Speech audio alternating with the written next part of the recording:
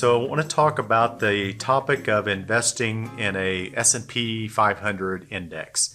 It seems like throughout my 25-year career plus as an investor and as a financial advisor, that each time we've had a good run in the market for several years, the topic of why not just invest all my money in the S&P 500 index that say has averaged 10%, 11%, 12% over the last 20, 30, 40, 50 years, choose your number, but that topic always comes up.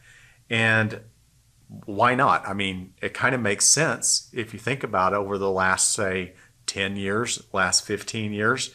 The market has had some ups and downs, but it's been pretty good. And if you just invested in the S&P 500, you've probably averaged somewhere around 10, 11, 11.5% annualized investing over that period.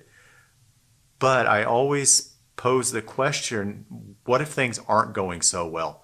I'm old enough, or as I would like to say, seasoned enough, as many of you investors are, and to remember what they call the lost decade of 2000 to 2009, 2000 to 2010, right in that time frame.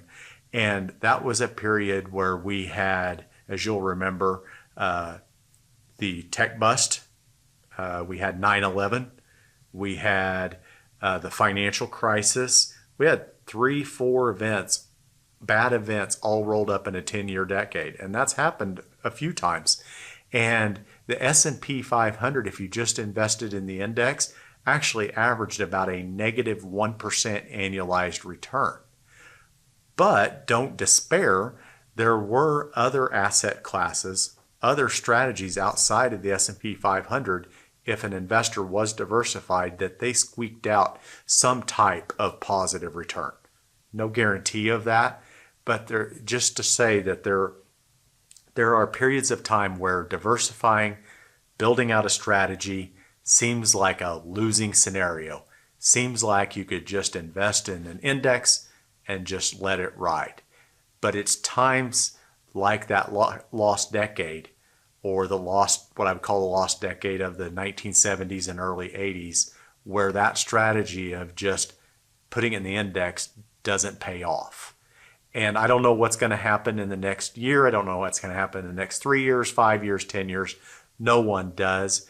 But that is just a reminder for everyone who lived through that, or maybe you didn't live through that lost decade, that diversification, owning different asset classes, owning different strategies is an effective strategy.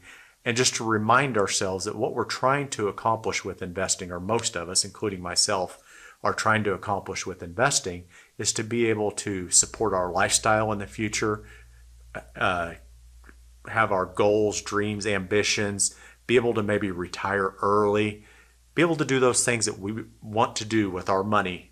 And it's important to have a plan in place that's going to be as steady and as consistent as possible throughout all market environments, all economic conditions, to hopefully get us to our goals unscathed.